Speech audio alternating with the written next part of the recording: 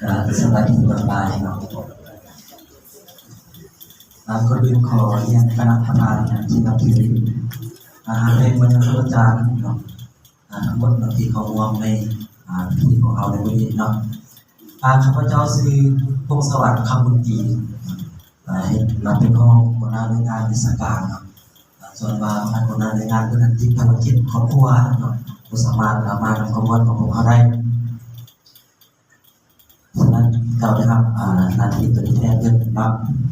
การที่ว่าการที่เจ้ารู้สึกเกียรติเนาะเป็นการดีที่ได้รับนาทีอันเกียรติตัวนี้เนาะเราจะได้เปลี่ยนบรรดาคณะอเมริกาหัวจ้าโรงเรียนมาสอนจันทานี้โดยเฉพาะกับที่ทำงานวิชาการนี้เนาะตามฟังการรายงานของทางคณะจะตั้งเพื่อนถือว่าเป็นโรงเรียนแห่งหนึ่งเนาะที่มีประสบการณ์ในการสอนหลายพอสมควรเนาะสร้างตามขึ้นตั้งแต่หลังคนปล่อยได้หนึ่งเนาะรอบอายุการก่อสร้างบุคลากรเนาะถือว่า40 ปลายปีเนาะเราเป็นโรงเรียนที่มีประสบการณ์หลายพอสมควรเนาะต่อกับประสบการณ์นั้นเนาะข้าพเจ้าขอมีคำถามเนาะแลกเปลี่ยนอยู่2-3ปัญหาเนาะเกี่ยวข้องกับวิชาการของเรานี้เนาะคำถามที่หนึ่งเนาะการจัดแบ่งเนาะผู้สอนนี่เนาะเดี๋ยวจัดแบ่งจะแบ่งครูอาจารย์สอนแต่ละวิชากันเนาะกรณีที่ว่าครูอาจารย์เขาเป็นพร้อมเนาะเป็นวิชาที่ดึงผมเป็นพอนะโดยเฉพาะมันคือวิชาลักก็ทั้งสี่วิชาที่บรรจุเขาในการสอนศิลป์เนาะคณิตศาสตร์สลาวต่างๆกรณีว่าครูเขาเป็นพอเนาะทางโรงเรียนมสจันทามีกันอาจจะตั้งการสอนกันที่ไหนเนาะอันนั้นเป็นคำถามที่หนึ่งเนาะสำหรับคำถามที่สองอะไรเนาะกรณีที่ว่ามีครูอาจารย์ที่สอนหลายเนาะหลายมันเกินชั่วโมงที่ทางกระทรวงศึกษากำหนดเนาะถึง17 ชั่วโมงกว่า18 ชั่วโมงกว่าแต่สิทางกรณีว่าครูเขาสอนเกินสิเนาะทางโรงเรียนเขาสิมีนโยบายขึ้นได้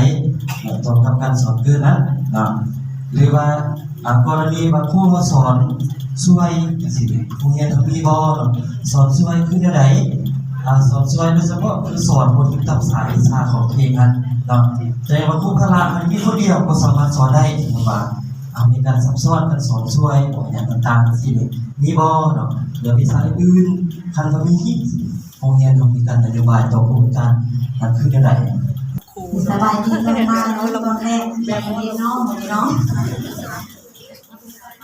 ะทางคณะประธานแสดงความนับถือทั้งครูอาจารย์จากมส.มิตรภาพรักและนามฉลองครูอาจารย์มส.จันทาข้าพเจ้าผู้บริหารหน่วยงานวิชาการโรงเรียนมส.จันทาและก่อนอื่นก็ขอบใจสำหรับคำถามและเปลี่ยนเนาะและสำหรับโรงเรียนมส.จันทาของพวกเราแม้จะมีการแบ่งออกเป็น6 จุดงานเรื่องในการที่สอนในแต่ละจุดงานจะแบ่งตามสายวิชาเฉพาะที่เรียนจบมาสำหรับครูที่สอนและส่วนท้ายจุดพิเศษของครูจันทานี้จะมีจุดพิเศษอันนี้บนหนึ่งว่าทาง